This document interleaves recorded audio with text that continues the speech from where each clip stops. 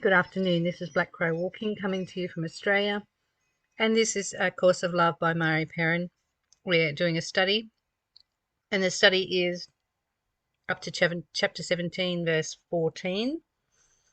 I'm just going to recap on the last two verses. They're talking about turning back from the original error.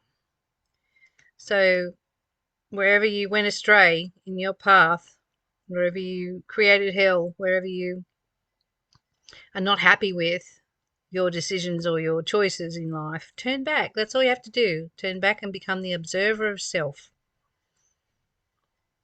So that chapter 14 says there's this space you can turn back to holds no judgment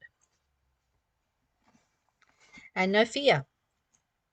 And those are the two basic things that hold us in our old patterns, our old rut of knowing the pain and belonging to the pain almost. And it belongs to us because we claim it. So stop doing that and turn away from judgment and fear and come back to observing your true self, that part of you that knows everything, that part of you that is formless, that is beautiful, love. And so it is a repository of all that has proceeded from love. There it keeps all love's gifts safe for you. Love's gifts are gifts of creation or extension. Gifts you have both given and received. Each act of love is added to the space in the universe that is yours and has become part of the whole along with you. Everything is the same energy.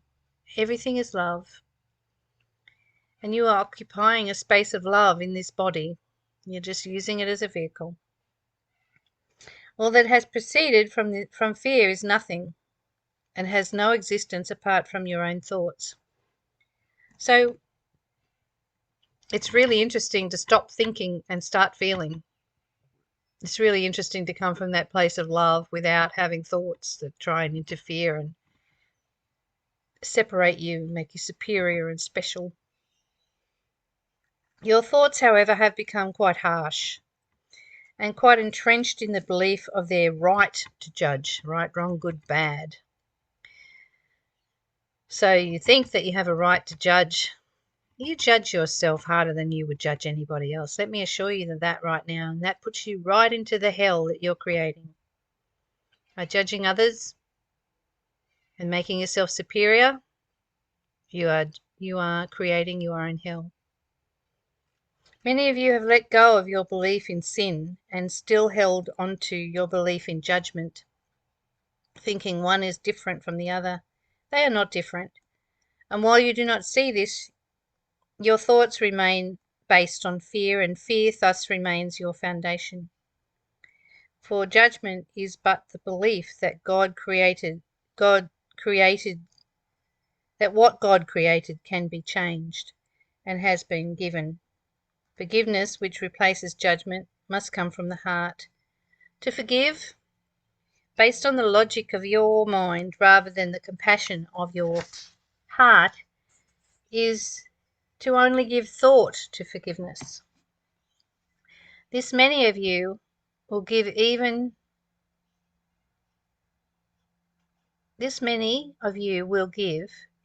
to deciding to forgive despite your better judgment. See you not how little sense this makes, how insincere this even sounds. It was really interesting. I spent some time with someone today, and we were talking about giving up thought and just feeling and coming from the space of the heart and love. And the conversation kept repeating the words "I think," even though we were trying to feel the words "I think," and they're so automatic we can't even hear them. So it's not about thinking anymore. It's not about thinking your way through problems or thinking your way to bliss. It's not about that. It's feeling into everything. And you are nature growing on this planet. You are beautiful nature. And if you could just remember who you are, happiness, peace and freedom, then you would not have to even go down the path of forgiveness, because you wouldn't even be looking at sin. You wouldn't be looking at judgment. You wouldn't be looking at others and saying you're better than them, or they shouldn't be doing this and that. You would just be concentrating on having lots of fun in nature, lots of play, lots of adventure. Have you been playing lately? Sincerity is synonymous with wholeheartedness, a concept you do not understand, for it is beyond concepts. But now we begin to integrate your learning as we move to wholeness.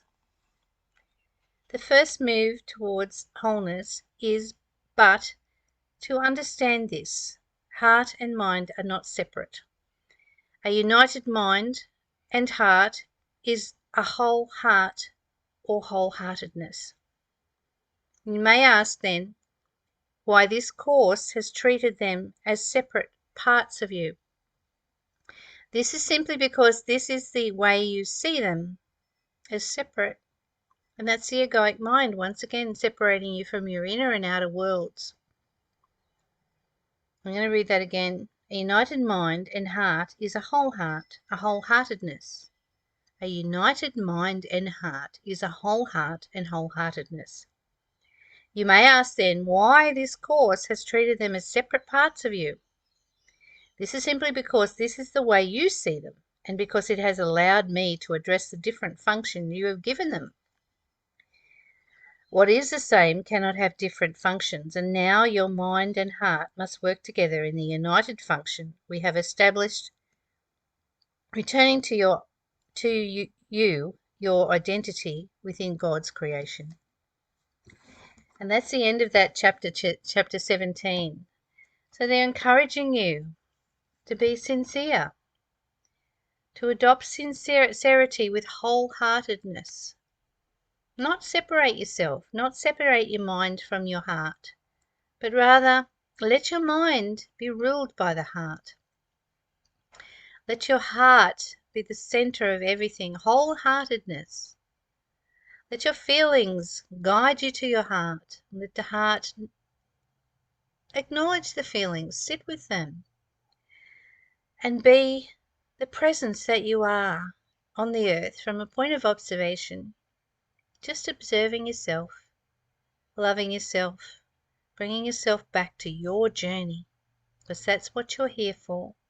You're here for the evolution of this being that is you, love, ever growing, ever learning, ever knowing. So, beloved, I hope you got something out of the course today, and tomorrow we'll start chapter 18, which is, by the way, let me just see, all about the mind engaged.